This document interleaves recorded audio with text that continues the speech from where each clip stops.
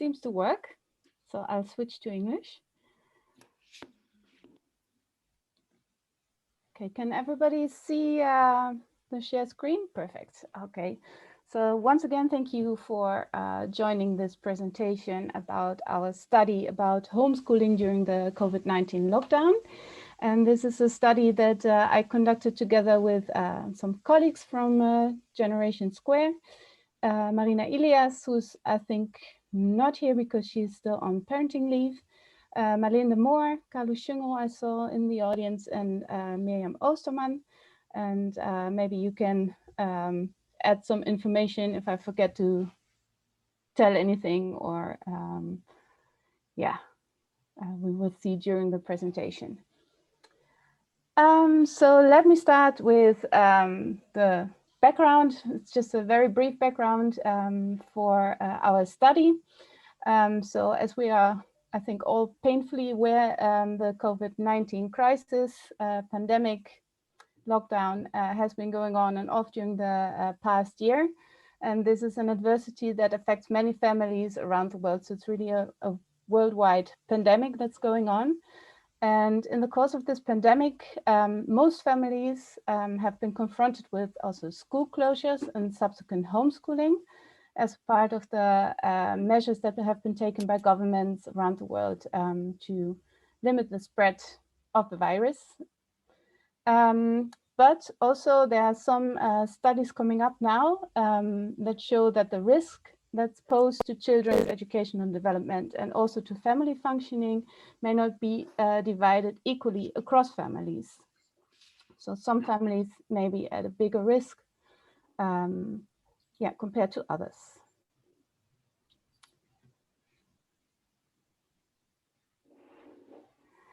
We decided to look at this question from a resilience point of view. So we wanted to find out in our study which families are resilient in the crisis. So which families can adapt better than others to the crisis and the risk that they are experiencing.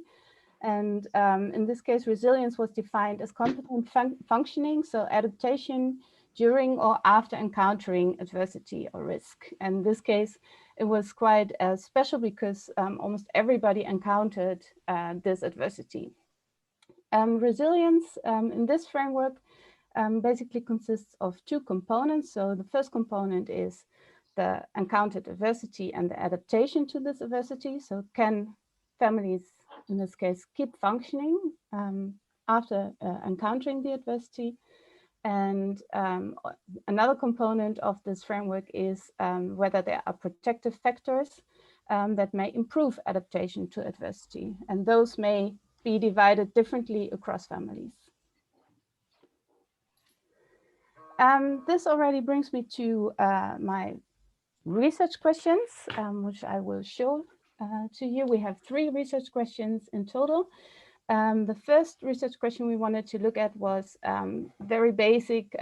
So how did families organize and experience homeschooling during the pandemic?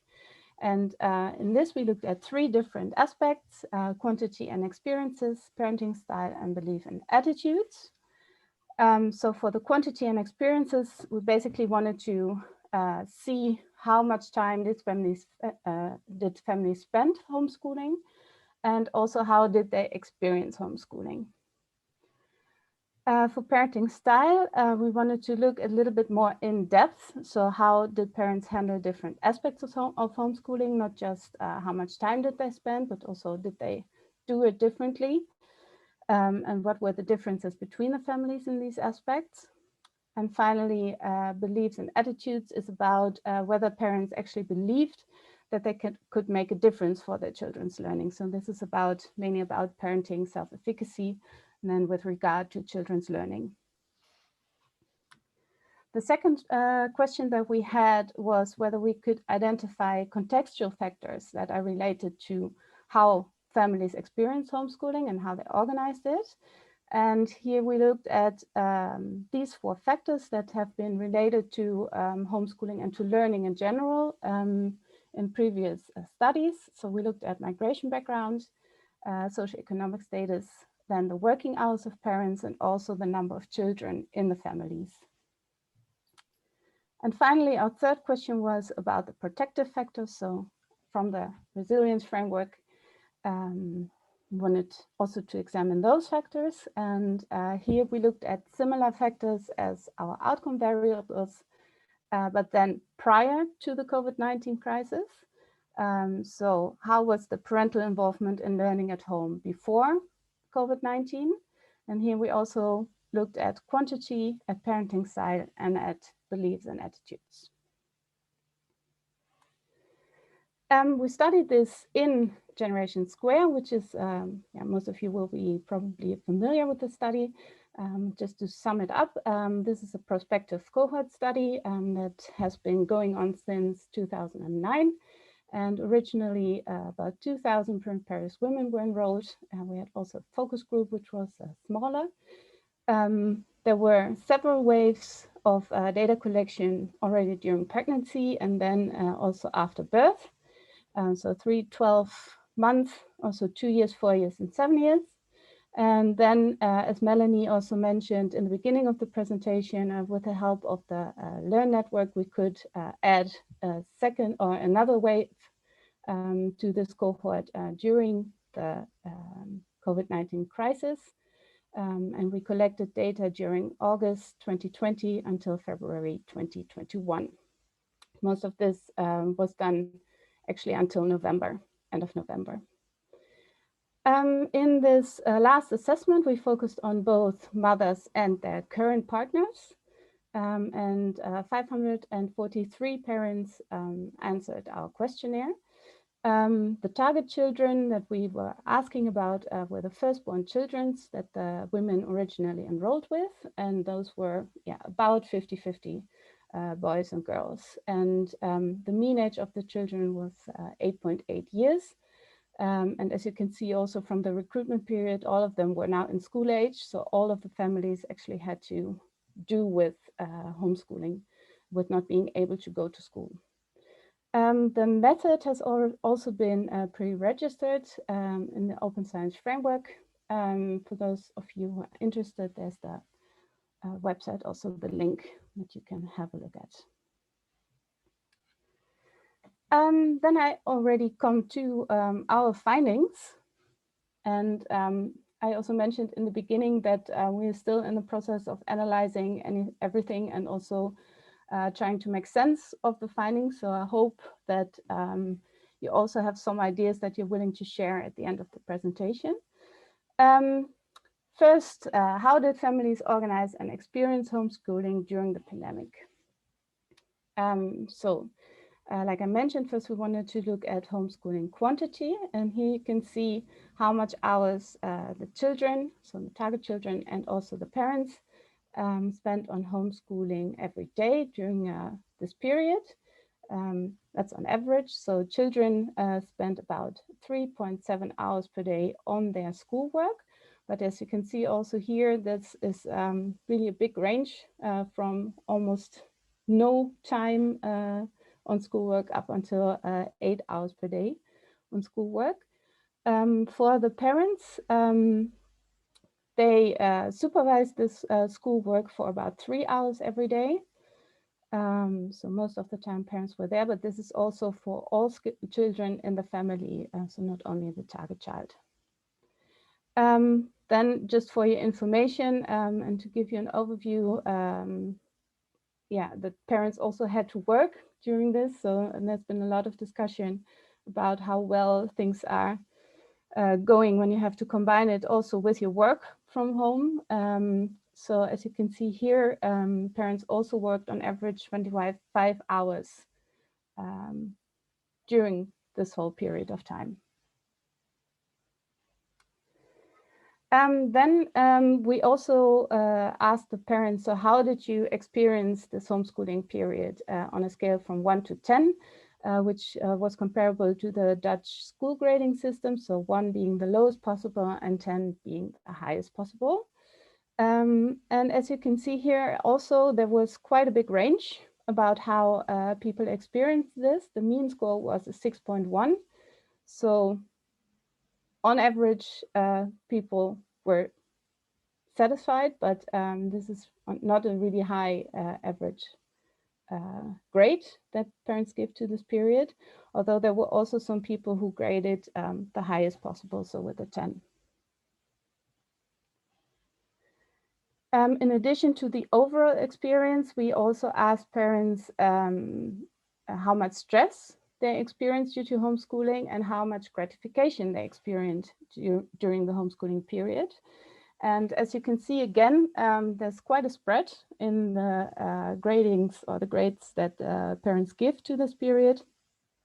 Stress was, I would say, for many people quite high, but also for some people, homeschooling didn't seem to be stressful at all. So big variance here. Gratification is a little bit skewed towards the positive. So even though people may have experienced stress, apparently people also experience gratification during this period. We also asked parents about how they thought children experienced this period, and there we were interested in what parents thought, whether children preferred to go to school or preferred homeschooling, and how parents thought the motivation was for schoolwork and homeschooling during this period. And interestingly, most parents indicated that their child preferred to go to school. But there was also quite a big group that indicated that their child preferred homeschooling over schoolwork. The motivation, again, was very varied, so from very low to very high, but I would say also a little bit more to the positive side. For the parenting style, we wanted to look a little bit more into different aspects of how parents handled the homeschooling. And we used a questionnaire with 16 items, of which we did a principal component analysis to trying to find out what different qualitative aspects there were. And we found 5 factors, which explained total 63% of the variance in the answers. And this indicates basically that homeschooling practices may not be good or bad, but multidimensional. So there are different aspects that we should look at when we look at how parents handled the homeschooling.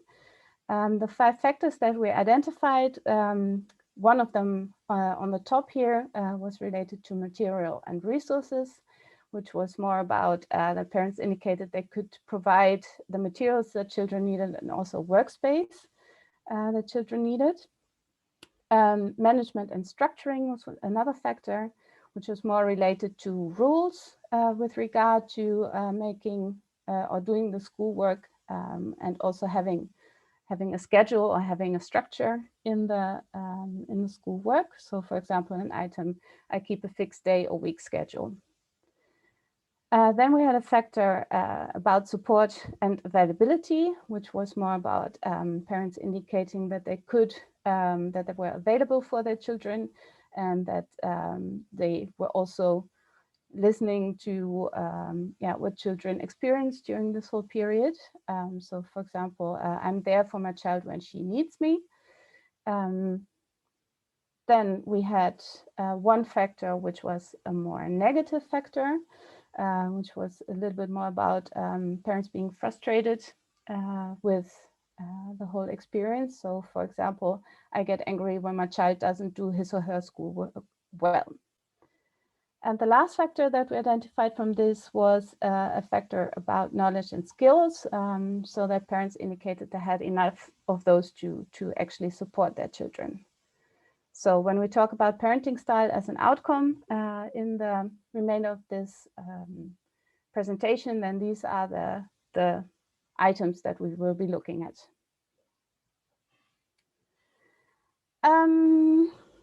Yeah, the last factor that we want to look at was parenting self-efficacy. So actually the parental belief whether they could make a difference for children's learning at home. And that was rated on a scale from 1 to 6. So 1 completely disagree to 6 completely agree. And the higher the score, the higher the parental self-efficacy So here you can see that the mean score was almost 4.5, so a little bit on the positive side. Parents felt quite well able to, or they had the belief that they could actually support children by what they did at home. This, just for comparison, is the parenting self-efficacy with regard to children's learning from a previous assessment. And you can see that these were only mothers. And in the current assessment, we also asked the fathers or the partners of the mothers. And here you can see that the mean score was a little bit higher in the previous meeting, in the previous assessment, but not a lot higher in this case. And we don't know whether this is due to fathers also replying to this questionnaire, or whether this is actually a little bit lower. So this was what we asked parents about their experiences and how they organized the homeschooling period. The second question that we wanted to look at is whether differences in these homeschooling experiences were related to some of the contextual factors that differ between families. Here's just an overview of how this is distributed within the sample. So most of the families didn't have a migration background, so most of them were from the Netherlands. Most of them were also highly educated. They had 1 to 3 children. The target child was always the oldest child of the mother. And as you can see in the lower part of the table, this was during most of 2020. You can see that slightly more parents worked from home than at the usual location, but there was also quite a big group that still worked at the usual normal location. We ran a path model in M+ to see whether those factors were related to our outcome measures. And what you can see here is that educational level, so a lower educational level, was related to parents rating themselves lower on knowledge and skills. Then the number of children in the household was related to how much time parents spent homeschooling, which is, I think, quite logical. So more children means more supervision. And the working hours were related to support and availability that parents felt towards their children. So the higher the working hours, the less available parents rated themselves during this period, which is also, I think, quite logical. So in total, I think we could say that we found only few associations between contextual factors and the homeschooling variables that we examined. The third question that we wanted to examine was whether we could identify protective factors for homeschooling during the pandemic. And there we looked at things that we assessed prior to the COVID-19 crisis, which is a nice aspect of this type of study, that we actually had family factors assessed before this all happened. So we could look at whether some families actually had protective factors already that may help them adapt to the crisis. And here we also looked at quantity, parenting style, beliefs, and attitudes. With the quantity of involvement, we looked at 2 different aspects. Formal learning activities, which was more about how often parents actually studied with children, I would say. So engaging actually in schoolwork or in math and helping them to learn. And informal learning activities was more about, for example, singing together, reading together, like playful things that could stimulate learning. And here we saw an association with support and availability. So the more formal learning activities parents engaged in prior to the crisis, the higher they rated themselves on support and availability during the homeschooling during the pandemic. We then looked at different parenting styles that parents had prior to the crisis. Those were one style that was related to stimulation of cognitive development. And this also had a component that was related to material but also interpersonal resources. So I think that's so both sides, the material and also availability aspects were included into that. And here we found an association with management and structuring. So more of that prior to the crisis was related to parents having more rules and structures during the homeschooling. The factor that had the most associations with parental involvement in homeschooling during the crisis was warmth, autonomy, support, and expectations. So this is kind of a combined parenting style, which is,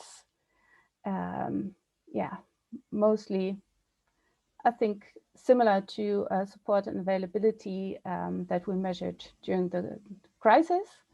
And as you can see here, also this was related to that aspect during the crisis. Also, this was associated with being able to provide material resources during the pandemic. Discipline was a parenting style that we examined prior to the crisis. This was mostly about enforcement of rules, and this was not related to any of our outcomes here. And finally, we looked at beliefs and attitudes. So the self-efficacy of parents with regard to learning of the children. And here we saw that this was also related to self-efficacy during the crisis. So there was some stability here. And also to more knowledge and skills. So parents actually thought that the higher the self-efficacy was before the crisis, the higher parents rated themselves on having the knowledge and skills that were needed during the crisis to support children in homeschooling. So quite some associations that we examined here. To give you some of the preliminary conclusions that we arrived at for now. With regard to homeschooling quantity and experiences, a conclusion would be that those were quite diverse between families. Overall, maybe leaning a little bit toward the positive, but also being stressful. The majority of the children preferred going to school, at least according to the parents, but there was also a relatively large group that preferred homeschooling. Contextual risk factors that we examined were not strongly related to the homeschooling outcomes that we studied. But we found some interesting associations between previous parental involvement in children's learning with the homeschooling quality during the crisis. So with regard to our overarching research question, we might conclude that parents' previous involvement in children's learning was related to families' resilience and adaptation with regard to homeschooling during the COVID-19 pandemic. With regard to the discussion, I would like to hear what you think about these interpretations that we made for now. Can we maybe conclude more or less on the basis of all these associations that we tested? And some next steps that we would like to do, maybe not for this paper, but for the next one, was to identify which families are at a higher risk with regard to homeschooling and also with regard to educational gaps following from this, because the contextual variables that we looked at here were not strongly associated to this. And also interesting would be to examine changes in parenting self-efficacy with regard to learning prior to the lockdown and during the lockdown, and also predictors of this change. Then I would like to end with a thank you, first of all, you for being here, but also participants of Generation Square and the whole team that you can see here, and master students that were involved in the data collection. And of course, the grant that we got from Learn, which supported the data collection for this study. And that is as far as I'm concerned. So I'm curious about your thoughts. Thank you very much, Anna. I'm putting off the recording now.